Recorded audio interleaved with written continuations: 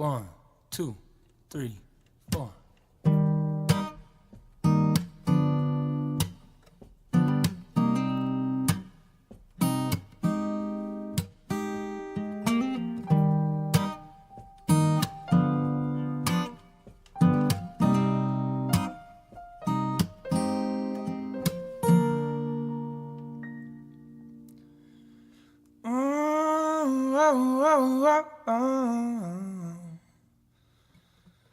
I love the taste of your tongue, tied and tangled up in mine. I love the shape of your eyes, their butt on your thighs. I love the way your mouth forms words. I love how you walk through this world. I love every single one of your curves, babe, and the way you move me. My hands around your waist, your lips on my face, babe, and I don't know what to say, but I think I love you. Your heart is all I feel, it's giving me the chills. Tell me, is this real, baby, 'cause I think I love you.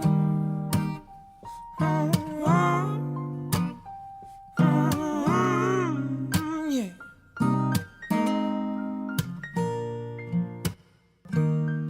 And I don't know if my feelings are true, no. That's what it feels like with your love.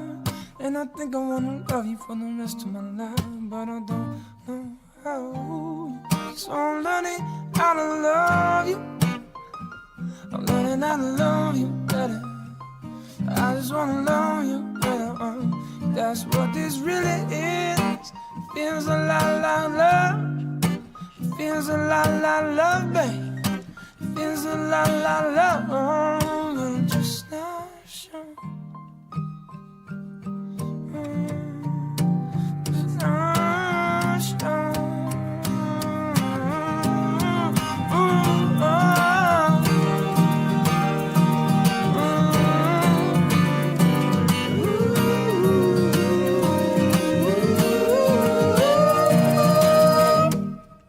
And I think I love you.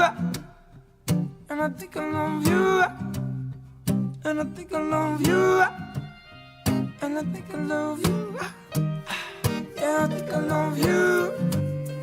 Yeah, I think I love you. I think I love you. Yeah, I think I love you. My hands around your waist, your lips on my face, babe, and I don't know what to say, but I think I love you. Your heart is all I feel.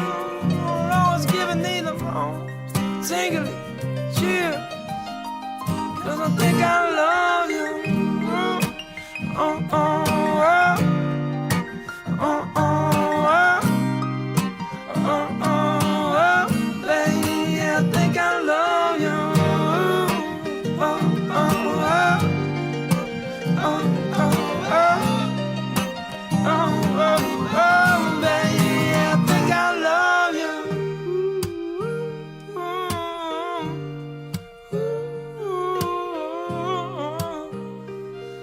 Oh, baby, yeah, I think I love.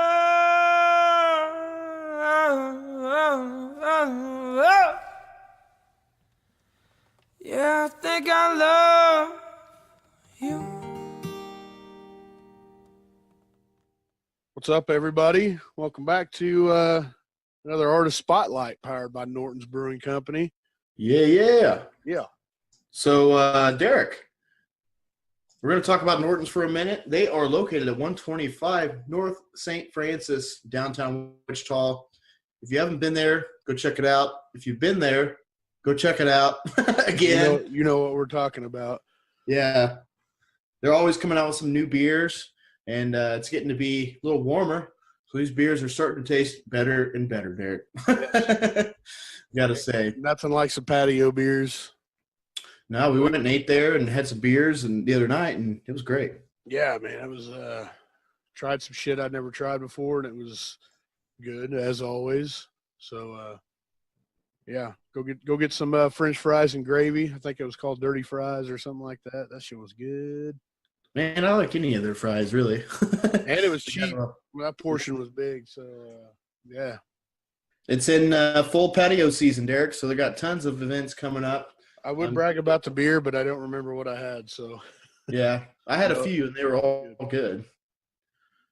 But patio season, Derek, tons of events coming up.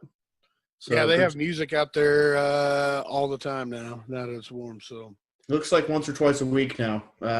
Go catch them on Facebook so you can keep up with their events. Listen to our regular podcast, and we'll keep you up to date on what they got going on. But yeah, they always got something going on. So yeah, go check them out. Go support your favorite local brewery. Yeah, I mean, they're a huge proponent in live music and local live music. So go support them any chance you get, and go find a show that you like. Yeah. So we sat down the other day with an artist from Wichita, as usual. Yeah. I don't know why I had to clarify that part of it, but well, because we have people that listen from not in Wichita. So. That's true. That's true. This dude's going places, man. I can promise you that. This dude's phenomenal guy. It was a great interview, I thought, man. It was just we hadn't really we'd never met each other before this. I talked to him, had some interaction via Facebook, and talked a little bit. He actually just had his album release, which was at Norton's just a couple weeks ago. But anyway, we just sat down and we were talking, and dude, it was a good interview, man. It was kind of all over the place how we got started. Yeah, went a bunch of different levels, and I think we left there knowing quite a bit more about Harrison. Yeah, and absolutely one of the better guys that I've met doing all the doing the music thing. So yeah, absolutely. Can't wait to see where he goes. Absolute gracious guy, man. The music is phenomenal. Yeah. So, do you have anything else to add? No, let's get right into it. Let the people hear all about him. So this artist spotlight is with Harrison Steele. You want to go check out his self-titled album. It's a 7-song album. Songs are so good on there. You'll hear more about it throughout this interview, and we're going to play you a few songs from that. And yeah. Enjoy. All right, so we're sitting here with Harrison Steele. What's up, man? Hey, what's going on? How you doing? I'm doing good. Yeah, you got a new album out. Yeah. That's your first one, right? First one. Yeah, I'm stoked. How's that feel?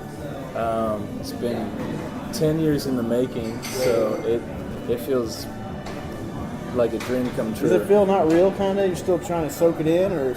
Oh, Yeah. I mean, I guess you had your album release, so that probably hit you, I mean, I feel like it still hasn't really set in yet. I literally just listened to my own CD yesterday all the way through. Yeah. I took like a week off after being so deep into it and all the little details and stuff. And after, obviously I didn't want to listen to it before the release show because I knew I might find like little tiny imperfections. Yeah. I didn't want that to mess with my confidence. So I actually just yesterday sat down and listened to it myself. And that's when it all kind of hit me. I was like, oh, this is really cool. Like, I've been so deep into it, all the nitty gritty, and to see it on an overall spectrum like everyone else is receiving it, and to not just sit there and judge myself, Right. and to be able to enjoy it as a customer, like to go enjoy it, it was really cool. So Yeah, I've heard a few tracks off of it, man. It's good. thanks, man. It's good. Thank you. I appreciate that a lot. Yeah. Did you record here in town, or? Yeah, I did. So I did all of the recording in I have like a little home studio. It's like an old carriage house. Yeah, I actually put on the backyard carriage house studio because it's kind of what it looks like, and it has a very magical feel to the place. It's like 100 years old, and it's just got a lot of character. And I always knew I wanted to record an album there, so you did all the recording yourself? I did all the tracking and recording myself. It's good. Some of it is live, and then some of it is MIDI instruments. Like for some of the drum tracks, I created them on a piano because I don't have a full drum set right now myself. But I'm planning on doing the next album. I do plan on doing all the instruments live, I think. Just because it ended up being a little bit hard combining MIDI and live. And then a couple of the tracks I didn't use a click track on, so that was really hard in the editing process, getting everything lined up perfectly timed. Right. When I was using sometimes like a MIDI track. You like stray, if some part would stray off, and Yeah. you're just like, you Yeah, pull your hair out, like oh listening my- to it, you're like, why? Like the first minute was great. And you're Yes. just like, "Grr." Yeah, because there's some, I don't think, like my technology is not quite, where I want it to be. I was just using GarageBand to record this stuff. Yeah. And there's definitely some latency issues with the MIDI processing, so I would have to go in and move like kick drum over and like analyze where my hand is hitting the guitar and like put it right on the hit. And I went through each song that didn't have a click track. I had to do that, and that was a little bit. It was stressful, but it was the only way I could do it because those Right. songs, I already had these really good passionate takes of the vocals and guitar together, and I didn't want to re-record them because I was like, man, these takes are how they sound live. They've got the vibe that I want, and versus using a click track, it's harder because you're recording your vocals separately and you're just sitting there with the headphones with the cans on, and I don't have my guitar in my hand, and it's not live. Yeah. Not the same energy. So it's a toss up between those two things. Like I can tell you that the first 5 on there, they were made without a click track, and they're a little bit more gritty, I feel like. And then the last 2, they might feel a little bit more polished because they are made with a click track. Yeah. So everything is perfectly timed Right. by a metronome. So did you think that was a little easier Heck when you yes. went about doing it that way? Heck yes. And then was that just like a learning process? Yeah. And, Oh yeah, it was a total learning process for me. There was times I was definitely pulling my hair out with the songs that didn't have a click track because with tones of music, honestly, it's sometimes hard to tell. Like if a kick drum's coming in too early or too late based on like the early reflections and the overtones. Yeah. And so that was definitely a challenge sometimes, sitting there and just listening to the same thing over and over. And you're like, oh, I'm so sick of doing this. But in the end, like the overall sound is going to be just that much better when you take that time to make sure they're all perfectly on. It's pretty crazy you did it yourself, though. That's awesome, dude. Yeah, it was a little bit, like I couldn't have done it any other way. I just felt like I had to do it. I was really dead set. All these songs were really personal to me, and I just really wanted to spend the time being able to nitpick it myself because I knew if I did it with a producer, I'd probably drive him crazy. And it might have changed. And it would have changed. Yeah. And I was really grateful that I found Brody. He did the mixing and mastering. Brody Wellman. Yeah. He's a sound guy in town, and every time he's mixed me live, it just always sounds. It resonates with my ear. Like no pun intended, but I'm like, this guy knows what he's doing. He's got a great ear. So. Yeah. I thought of him immediately, and we met I'd say 5 months ago. Yeah. I've been working on these tracks for years, Yeah. And when I met with him 5 months ago, it really gave me this push where he was like, oh yeah, dude, I'd like to do, because I told him how I was doing. I said, I've done all the recording and tracking. Is there a way I can just give you all the tracks, and then you can drag them into whatever program you're doing, high-end software, and mix and master them? And he's like, yeah, we can do that.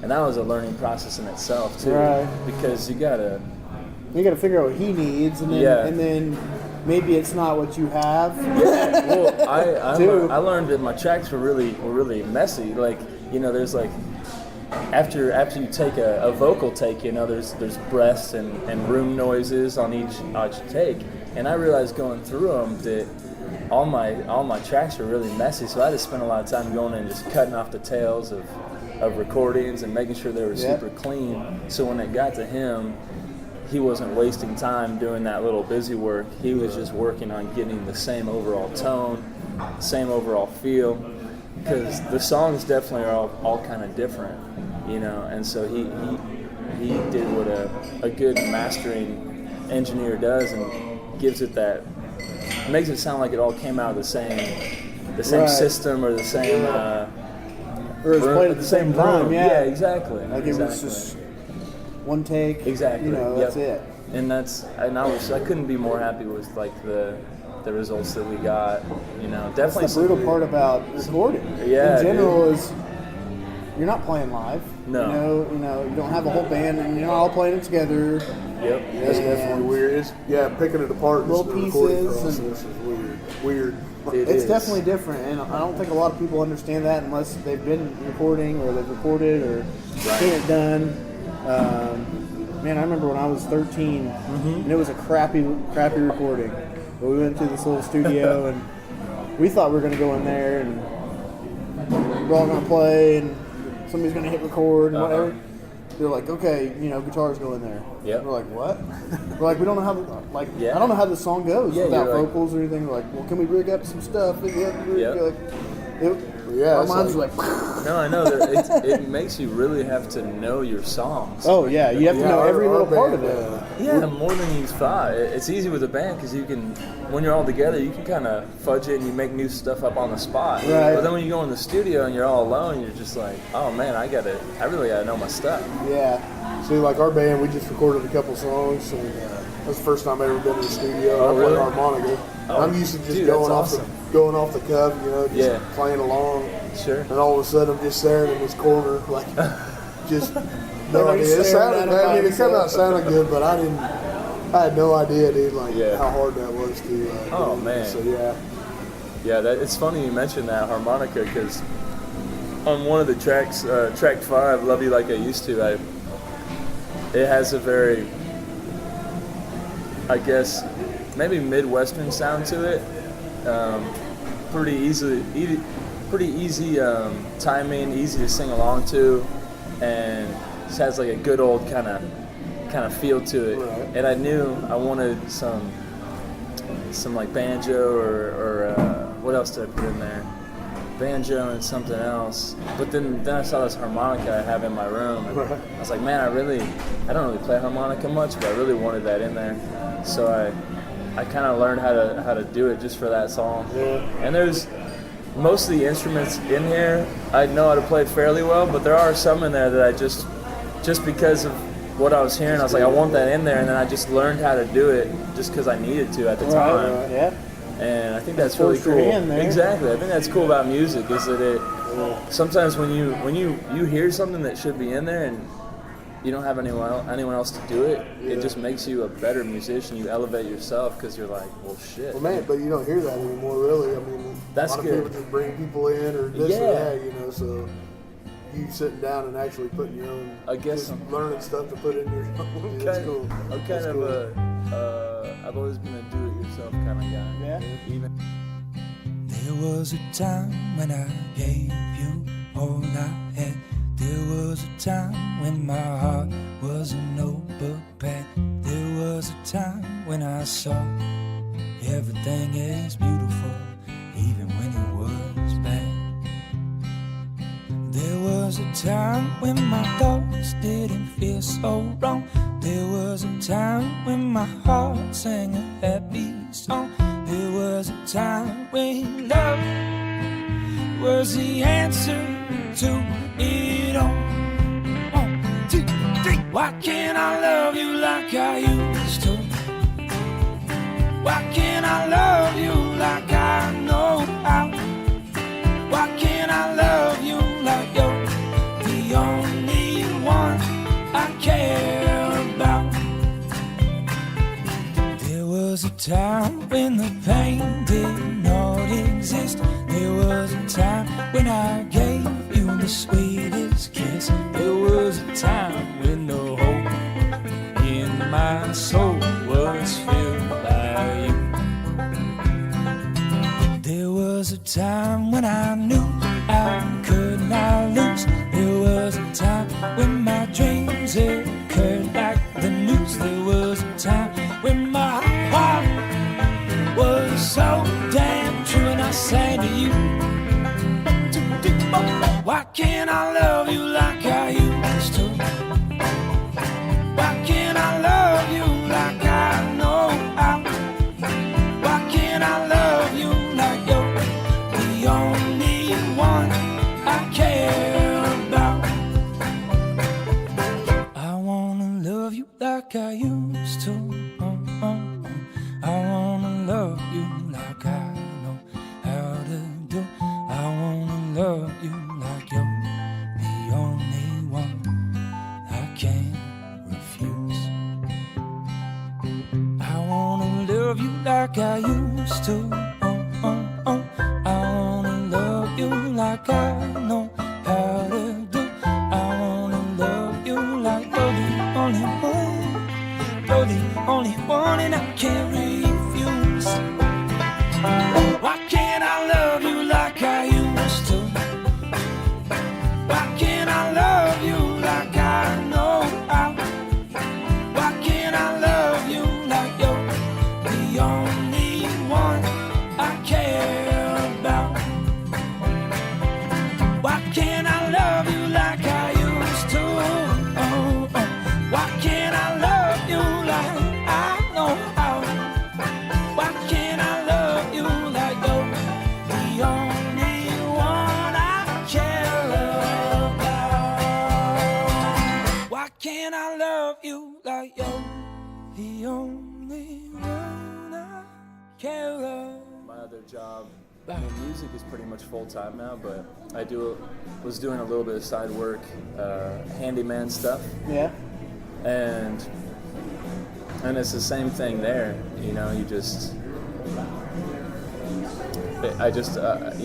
when you're sorry, I got a little bit lost there in my train of thought, but when it comes to my buddy I was working with, we would attempt to do anything. Like he knows a lot about home repair, but there'd be stuff we'd never done, and he's like, let's figure it out, you know. And that's part of the fun of it. That's like, you want to tile the floor? Like, I've never done that. All right, let's go for it. You know? And I think I definitely learned more, and obviously we tested it out and always did a good job, but I definitely learned more of that hands-on, do-it-yourself approach from working with him as well. So when it came to my album, I was like, I don't want to pay someone else to do it. I want to learn how to do it. That's cool, man. I mean, because I would have never guessed that. Listening to tracks and stuff. Really, man, thanks, man. That was really good. So. Thank you very much. I appreciate that. And At the end of the day, you could say I did all of this. You know. I know, and Not a lot of people would say that. I even was tossing around the idea of even putting my name as a credit on the back, you know, because I guess I was thinking, oh, it's pretty obvious that I did this. But then I thought more about it, like people might not know that everything on there was done by my hands or my voice. So I went ahead and put the vocals and instruments by myself, and then Brody and then my buddy Justin, who did the album art and design as well. But yeah, everything on there, for better or for worse. Sometimes it stressed me the hell out. You know, sometimes it was just but the end product, pulling hairs. Proud of that. I'm so. It just magnifies it even more. Like the feeling of being proud of it is even more. That knowing that I powered through even those tough times where I didn't think I was gonna get it done, or I was thinking like, I just can't get this take right, and you know, just pulling your hair out in the studio. Right. I'm sure every musician can relate, just because you want it to have that live feel that you feel when you're performing for people. Right. So yeah. So what do you think's next up for you? You just finished this album. Are you going to start working on a second one? I know you're obviously playing a lot of shows. Is that your kind of focus, or are you still kind of thinking about writing in the back of your mind, or? Well, right now I have a whole CD ready already again. You know, I've been writing for over 10 years, and obviously all of those aren't songs that I would want to put on an album, but there's a lot in there that I've already been thinking about, especially after going through this process and thinking about how I would do things differently or make it more efficient. I'm definitely stoked on getting started on another album. You know, I'm gonna take a little break, and my gig schedule is definitely about to kick into high gear since it's summer and spring. That was another reason why I was really pushing to get this done on my birthday. He was going to run out of time, huh? Yeah, because I was like, as soon as my birthday hits, it's about to go into gig season where I'm playing 4 to 5 times a week. You know? Yeah. So yeah, I think for a while I'm going to be focusing on just promoting the current album and, you know, being at all my gigs on time. And Derek's laughing. I'm never late to gigs. But yeah, occasionally I do slip through an alarm. But yeah, I'll be focusing on just gigging 4 to 5 times a week. I'll have my CD at all my shows, and I'll be there, signing copies at every show. I've also got shirts and stickers and buttons for sale. I think I brought you guys a few of those as well. Cool, man. And then maybe later in the summer, I might be considering doing a small Kansas tour if I can get all my ducks in a row and get it all lined up. And I would love to do that. I've seen a couple friends who've done little Kansas tours. Yeah. I think it works pretty well. You find the right spots. I was gonna say, I think your style maybe align with the right kinda fits people. in with, I mean, anywhere really. Thanks, man. You got the bluesy kind of. Yes. Well, I mean, just I like that blues. Just relaxing, like it's good drinking music. Thank Go you. out and have a good time and that's just cool. enjoy. I love hearing that. I was definitely raised knowing how to have a good time due to my dad. So I'm glad that my music still attracts that kind of vibe of people who are just looking to relax and like have a good time and drink a beer or not talk about anything too serious. Yeah. Absolutely. That's what that's what I love about music is that it kind of brings everyone together. It doesn't matter who you are. Right. You can all be in the same room and not know what that person's religious beliefs are or what that person's political views are. It doesn't matter. You're all there together. You can all just be hanging out in the same room enjoying the same music, and that to me is the magic of it. I've said that so many times. love It's it. like you can watch the news and everybody hates each other, but you get out and go watch a show and just go hang out and everybody's getting along. Dude. Yeah, I'm sure you got your bar fights here and there. Wherever. I'm sure it's happened. But, I've seen a couple, yeah. yeah, but for the most part, man, you go hang out and everybody's having a good time. Everybody kind of relates and It's got that common core there. Exactly. Yeah, music gives everyone that same thing to focus on, and have a good time, I feel really grateful getting the chance to bring that to different places. Yeah. And have people respond to it. It's a very mutual feeling too. People are always thanking me, like thanks for playing or thanks for your music, and I'm like, thank you Thanks for for being being here. here, because if you weren't here, it wouldn't work. It's a synergistic thing, and you need the people and the artist. And I also think it's music has always been therapy to me. So especially performing, I think that's like a live type of therapy for a lot of people. On my end, I'm getting therapy. I'm getting to release ideas and thoughts about the world and my own inner beliefs that sometimes I'm scared to say just in words, and I can do that through music. And then there's people out there that are hearing it, and sometimes when it's hitting and relating with them, they're getting therapy as well. And I think that's so They cool. don't even realize it either. Yeah, they don't even know it. People don't even know it. On a deeper level, that's why I think some people like certain music, but they don't know why, and it's really resonating with them, like in their heart and in their mind, like emotionally and intellectually at the same time. And when it's hitting both of those things, sometimes it like makes you cry and you don't even know why. Yeah, right. You're just like, why am I crying at this music? It's really touching me on a deep level. You ever watch 'cause I'm the same Titanic? way, man. You ever I watch really Titanic, do. man? I credit the crying to the orchestra, man. Yeah. You don't even Scores, man. Yeah. Movie scores are underrated. I am a huge fan. you forget all about Movies don't those. realize. They're in every movie, Well, I think Absolutely don't realize. every single movie. I They're think in the there. mark of a good score is that you don't don't realize notice it. it. Yeah, you don't remember it because it's tucked in there so well. Yeah, actually, I don't know. You ever see that movie Interstellar that came out Yes. a few years Holy ago? crap. The score to that is like one of my favorites. I think it's by Hans Zimmer, I think. But yeah, there's certain movies that just hit me in a way, and that's actually something that I've wanted to do as well, along with making my own music and writing lyrics. I love actually just choreographing and arranging like very dramatic and like kind of theatrical movie scores. So Yeah. that's kind of a passion of mine too, yeah. And Well, I hear a song and I immediately have a vision in my mind what that would look like. in a movie, Like a visual or a video or something like that. Sure. Like what I see the story being that I hear in the song. Mm-hmm. And probably more so than actually writing a song or something like that. Yeah. That's not my strong suit. I do a little, but I can definitely hear a song and completely visualize it. Right. And, well, that's just my interpretation as well. Sure. So, I mean, might be something completely different than the artist has in mind or whatever, but That's the cool thing that's about- what music is. you Yeah, know? I was gonna say that's the cool thing, man. Everyone Yeah, gets that's something where the art comes different. in. Yeah. It's like everyone's perception of your art is different too. Yeah, just the interpretation and just because like we got a song that's just about a hometown and moving away, but you can also relate it to like somebody dying. You know, Yeah. like it's. I've seen like a few different takes on this song. Sure. Yeah, so it's. People are like, somebody died? I'm like, no, Yeah. No, that's not what it's about. It's just, we died. Yeah. yeah, it's. I mean, it's all how you hear. Bring the words in and listen to them. And, But yeah, that's what I like about music. You can make it whatever you want. Yeah, dude. Me too. And people can get out of it whatever they want to.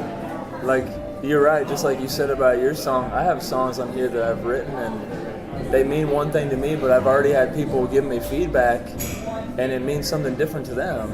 And it's so cool that you can hear what you want to hear, and everyone's living That's through. crazy. Everyone's living through a I've different seen like lens. pure emotion out of somebody get choked up, over a loved one dying, thinking that was, that's Sure. what the words were about. Not at all. It wasn't at but all about to them, that. I mean, it hit them and kind of puts you in a different place for, Yeah, for it's- 3 minutes. It's crazy. It is. It's like how if you have a book or something you haven't read in a while that you really like, and you pick it up like a few years later, and you just open it up to the right thing you need to hear that day. Or like CDs are like that too.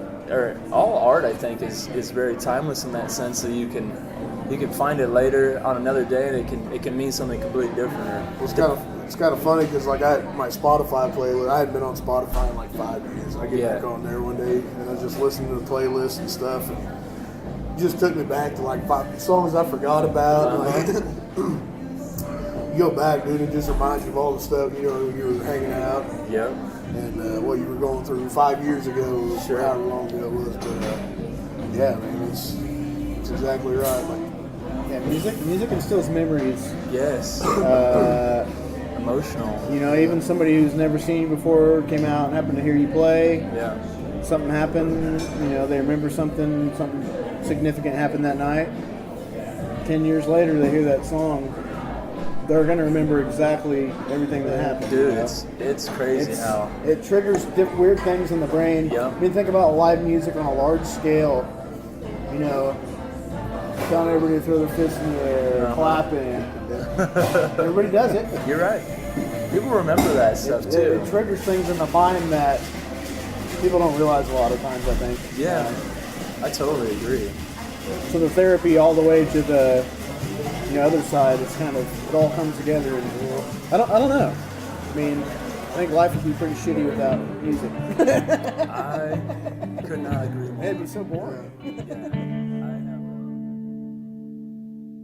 Well, the way she moves is like stars in the sky. My heart, it beats just for her. Sometimes like an autumn breeze, she blows my mind. And my heart, it sings like a million songs, like the dark night in the break of dawn. You're my moon, babe, I'm your sun. When she calls out to me, and she calls out to me, and she calls out to me.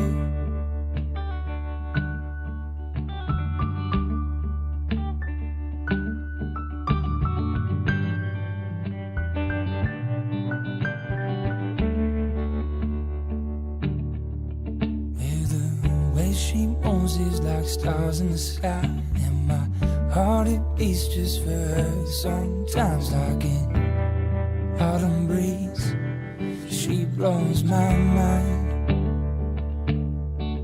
And my heart, it beats like a big bass drum, like a guitar strings just waiting to be strung by you, waiting to be strung by you. When she calls out to me, and she calls out to me, and she calls out to me.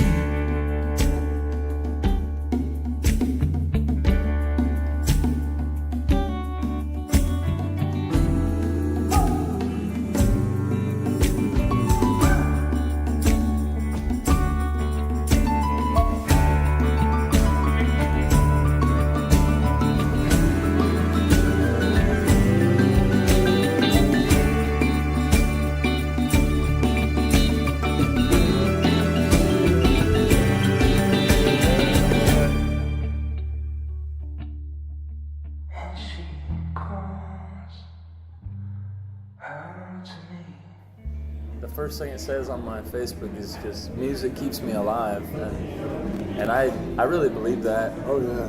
I think for me, music was really special too growing up because it helped me get through a lot of childhood depression and anxiety and a little bit of ADD. I was really shy as a kid growing up. Like people that know me now and knew me in high school, I get messages that are just like, wow, dude, I'm so impressed by you, or like, congrats, or, you know, like the most popular football player in my high school, like, messaged me the other day. Like, a guy that I looked up to in high school, and he's like, man, congrats, that's amazing, dude. I'm so happy for you. And it feels really cool to have music have transformed my life like that. From going from a place in life where I felt so insecure and so scared and just kind of depressed and didn't know how to put my art out there. I was always just in my room drawing and always kept my art to myself, and it was my way of coping with anxiety and depression. And then once I broke through that barrier, that initial terror of getting up on stage and performing for people, that ignited something in me that can like never be put out again, like that feeling of performing live, and that's always stuck with me since. Yeah, because you're getting that recognition. Like, yeah, and you like feel it's been so private for so long, Yes, and all of a sudden, yes. like everybody's like, "That's awesome, that's great." Yeah, and it wasn't obviously easy at first. You know, like my first open mic, I remember I did on the back patio of Rock Island. I did my very first open mic. I feel like that was in 2000, man, I want to say 2013 or something.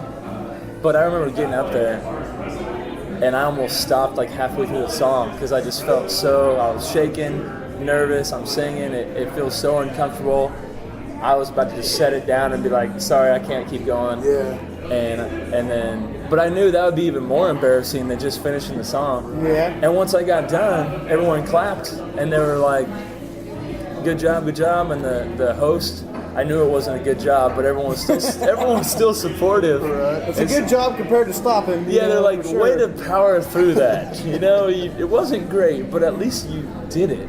And that's what I held on to. Well, I ain't gonna get up there and do it. No, and I remember the host at the time. It was David Dam. I don't know if you know him in town. He's a musician as well.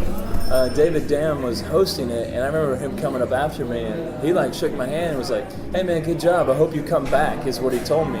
And just those words, I was like, you know what? Yeah, I'm gonna come back because that was really uncomfortable and I was terrified. But I know if I keep doing this, I'm gonna get better regardless. Because if you do something over and over, there's no way you can't get better at it. So I committed to myself that summer in like 2012 or 2013. I was gonna keep playing that open mic every week until I wasn't scared anymore to stand up on stage in front of people. Right. And I did that, and it led, just that one commitment, the universe like totally conspired and just continuing to push me in the direction I wanted to go by meeting new people at the open mic, and you start to grow this community of people that want to support you, and they're like, wow, I like your original song, like I hope you come back and sing more of those, and it's like you just gotta start somewhere if you want to do something, you gotta start somewhere.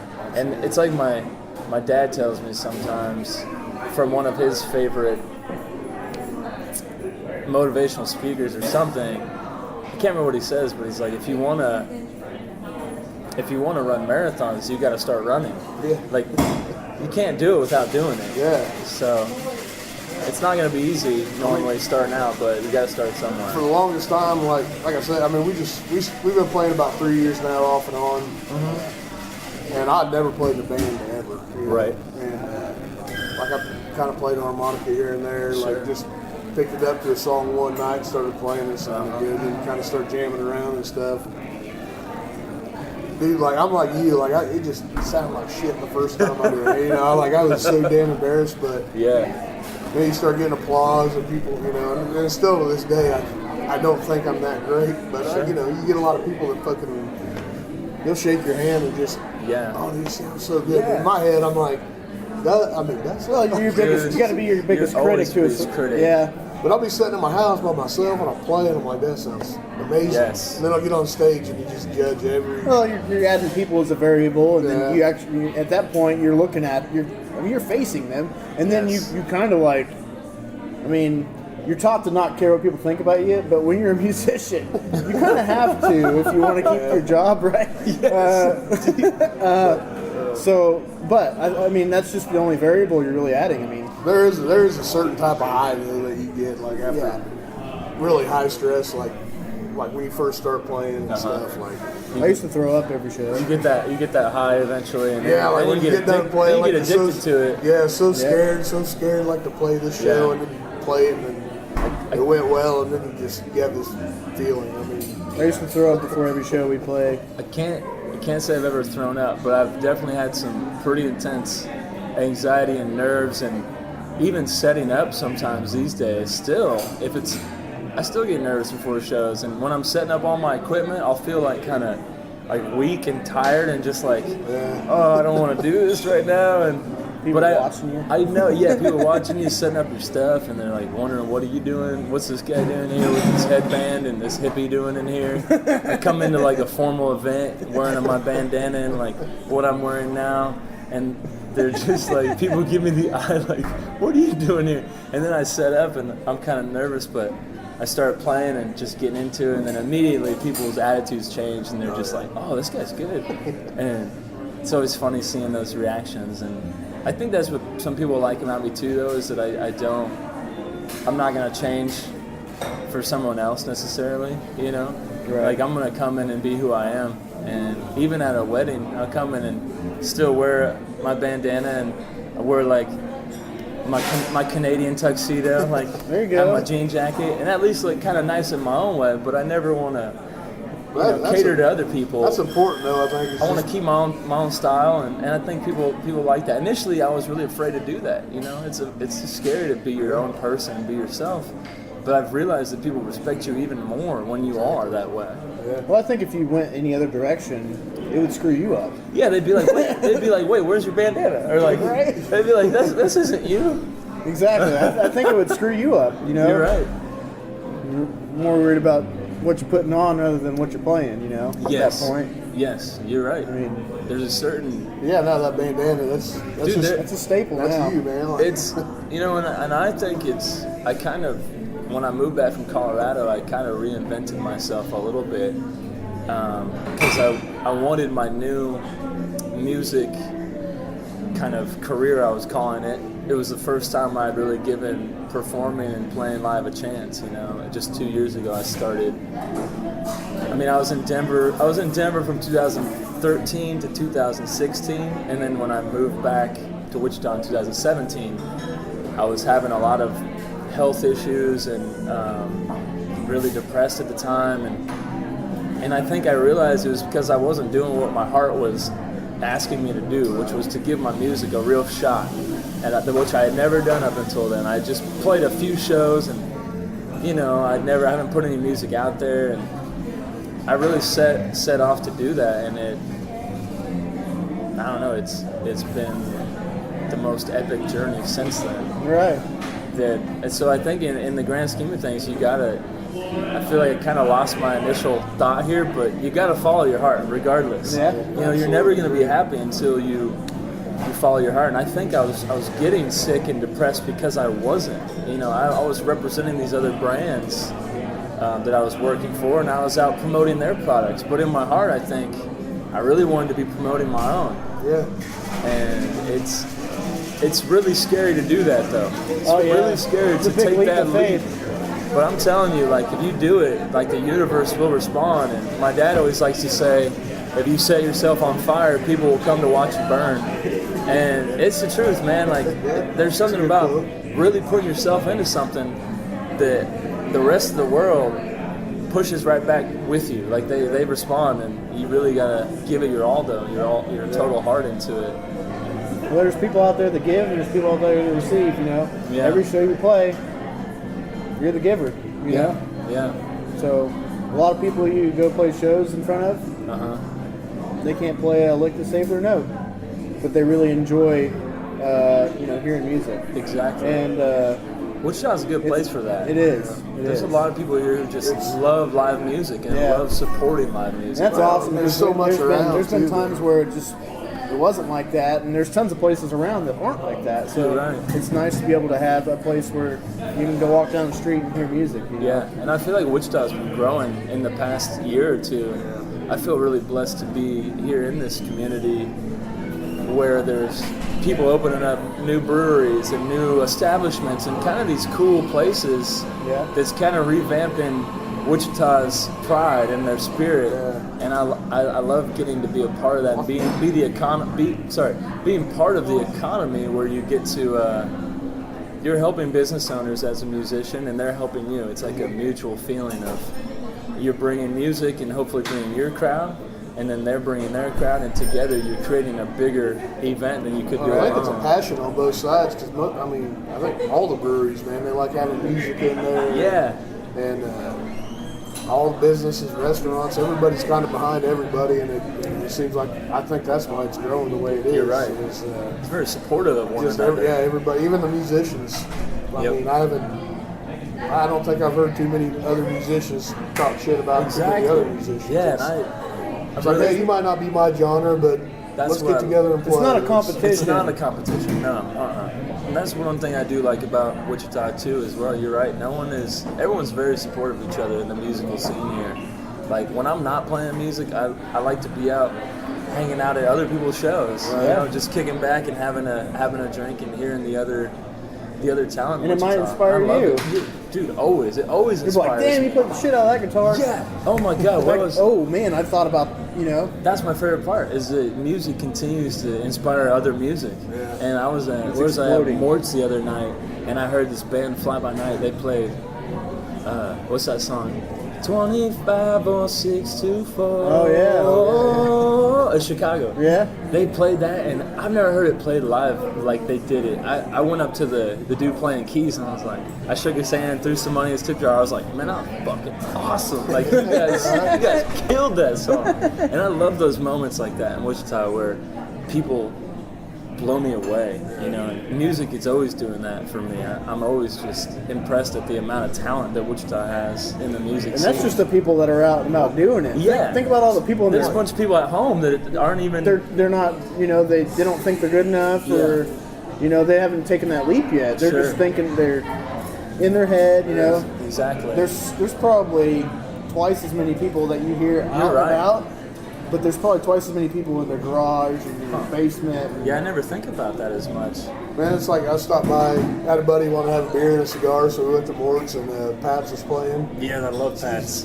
Man, that dude is so good. He's I've so- never got to hear. I've heard about him, but I've never got to see him. This is your first time seeing him? Yeah. He's so smooth. Like Oh. his voice is incredible. Honestly, in my opinion, I don't like rank anybody, but my personal taste, I think he has the best voice of like any guy in Wichita. I Yeah. love his voice, It's smooth, his man. delivery.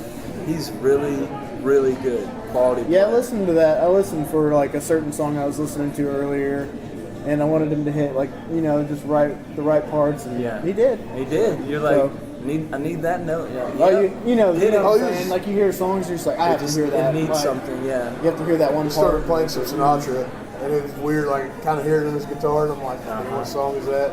Started singing, it was so Yeah. smooth. Dude. So, but yeah, it's cool. It's cool showing up. Just I didn't know anybody was playing there at that time, but yeah, just showing up to hear it anywhere in Wichita, man. So it's, you can just show up and hear good solid musicians, man. You can. That's really cool. Is there I feel like, I don't know what question we were on, or, we've just been shooting the shit. I like it. Is there That's any, usually how they go, man. I love it. I love just going at it. talking. Yeah. I mean, is there any other specific questions you guys had, or?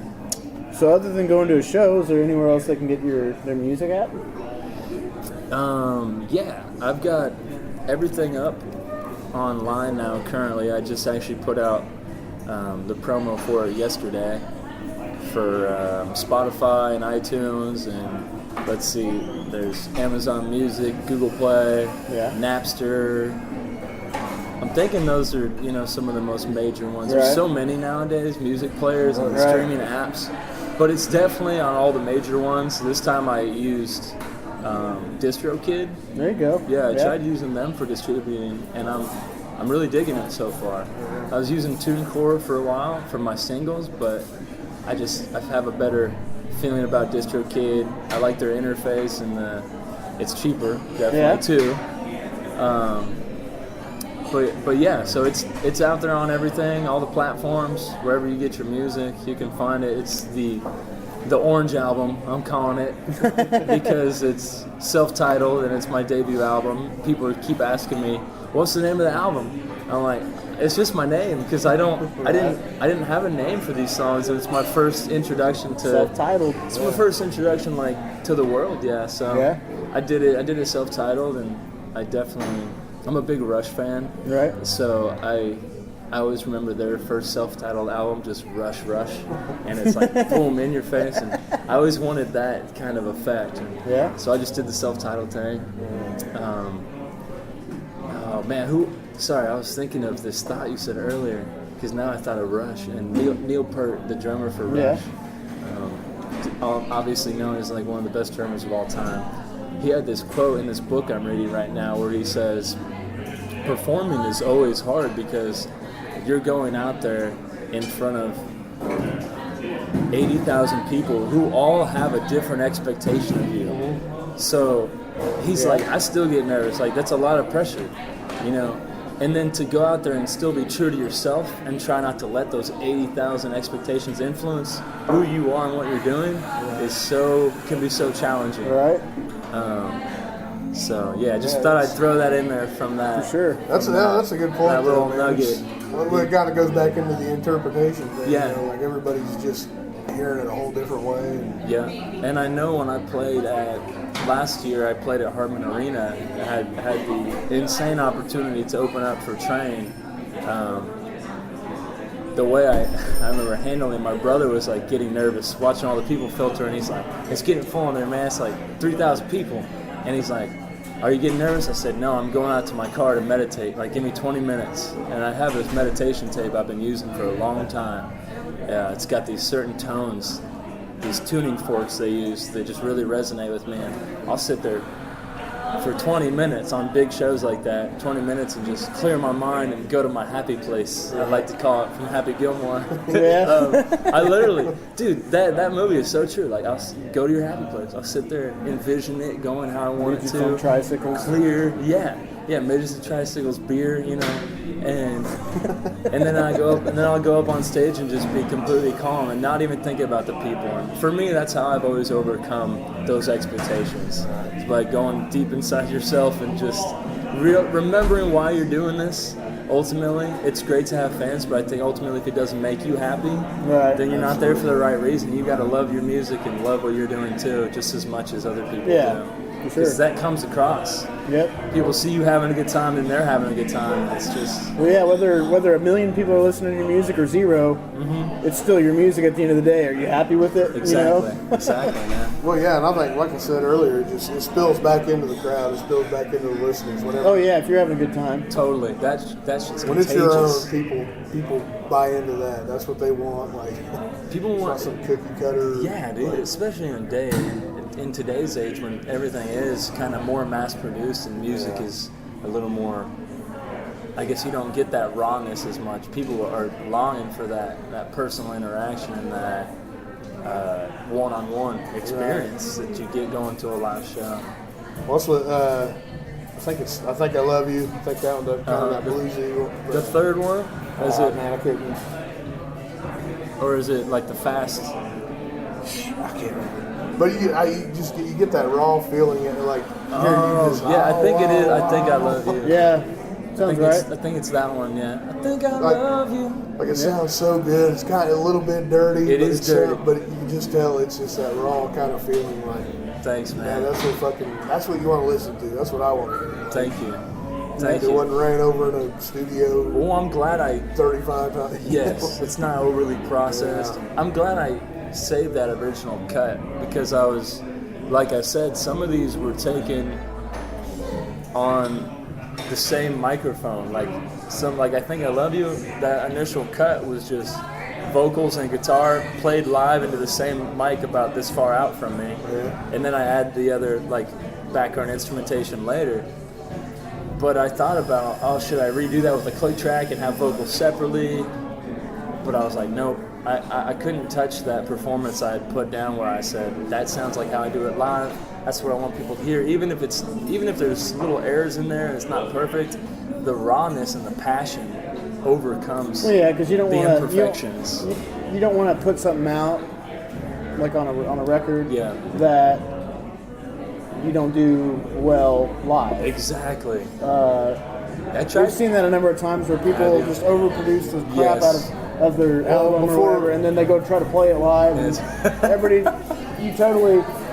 you've exceeded their expectations, and you can't live up to that again live. And I've seen it a number of times. It's sad. Before we recorded our stuff, man, we were like, man, we gotta get some, because we're just acoustic, basically just, I don't know, all acoustic. And Sure. then, we're like, man, we gotta get some electric in there. It'd sound good if it was here. Get it, full drum set. At least have a cajon player. Yeah.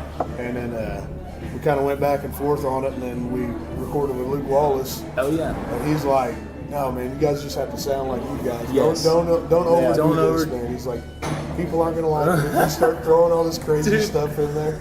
I'm glad this came across well to you that I didn't overproduce, because I struggled with that too. I was like, obviously it's cool that you could put a harpsichord in there, but do you really need to, and do you really want to, Right. I mean, I wasn't going to add a harpsichord to anything, but I'm just using that But as an example.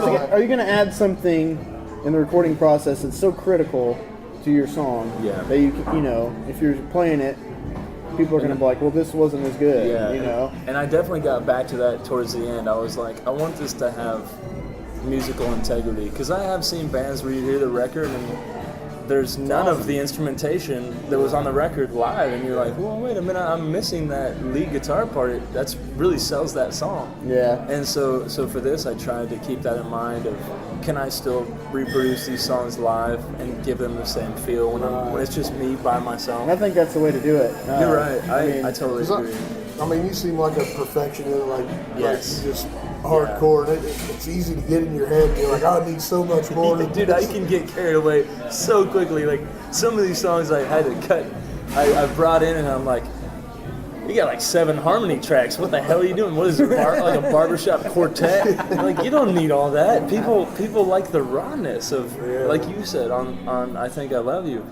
It would lose that rawness, and I definitely had to control my creative exploration. Oh, you want to? Like, it's fun to play with. And then I'm like, all right, now I would be like, I'd do it like late in the night, and then I'm like, review that in the morning and reel it back a little bit. That was all fun. And it was cool to experiment, but it's just a little bit overproduced, like you said.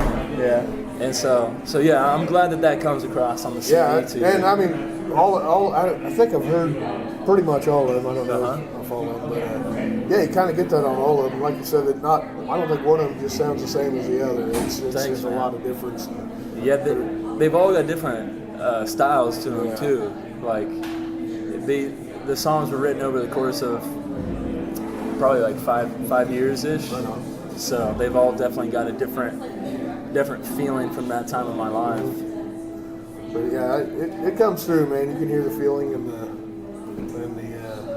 thought that's put into it. Like Dude, thank you so I'm ready much. to catch you live. Thanks, Should have man. caught you the other week, but Oh, that's okay. That's okay. No, it's gonna happen. Like, Man. Well, I think that's all I have. If there's anything else you guys got. Anything else? Nope. But man, it's such a pleasure. Yeah, man. Go we check appreciate you guys go sitting check out down. a show. Derek and Eric. Yep. That's right. Go man. check out it. Go check out Harrison. We're gonna put some of these tracks on, a couple of these tracks on here, so they can hear your music. Right and on, yeah, man. man. What shows you got coming? Yeah, I guess. This will be on Monday. So. Yeah, let's see. I got. Well, every Tuesday all summer, I'm at the Green Acres Farmers Market out in Bradley Fair. They do a farmers market on Tuesdays from 3 to 6, and I'm there every week. That's my summer consistent gig, and then everything else is kind of a little here and there. But I've got, let's see, next major public gig is at Fredo's on Friday the 17th. Okay. Yep. And then for my first time, I'm pretty excited. I haven't played at, do you know the little pizza place called Piatto? It's right by the Hopping Gnome. Yeah. So I met the owner, Robert, a few months ago, and he got me lined up to play my first time there on Saturday, May 18th. Nice. So I'm pretty excited for that too. I love checking out new venues and meeting other business owners. Yeah, good pizza too. Yeah, dude, they have killer pizza. It's good. So that's it, I think. Awesome. Appreciate you sitting down with us. Yeah, for sure, man. Heck yeah. Yeah. Thank you guys so much, man. Appreciate you guys. Well, we were heading west on the Rocky Mountains. Got my hand out the window and my heart is pounding in my mind. Pretty girl by my side. Yeah, 19 hours to go on the road to Bali. Yeah, the big sun is shining and the wind is blowing us on time. Pretty girl by my side. And she knows, oh she knows, yeah she knows how to treat me right. She's the one I wanna be with tonight. And I was scared more than I let on. Oh, I was shaking in my shoes. Yeah, the wind was blowing and my heart was falling in love right there with you.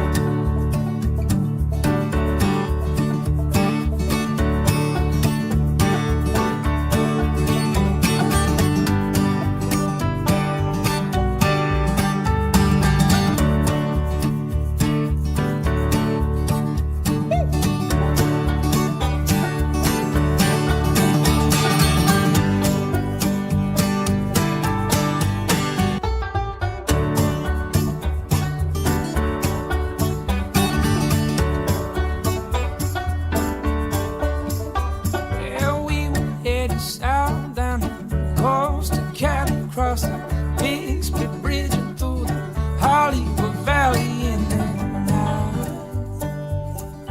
Pretty girl by my side. Woo! We made it up to Washington, Tacoma to Seattle, then we're headed back to Oregon on the road home to Denver in the rain. Oh, pretty girl on my brain. And she knows, oh, she knows. Yeah, she knows how to treat me right. She's the one I wanna be with tonight. guessing I was scared more than I let on. Oh, I was shaking in my shoes. Yeah, the fear was growing, but my heart was falling in love right there with you. Yeah, I fell in love with you. Baby, I fell in love with you. Oh, I fell in love with you.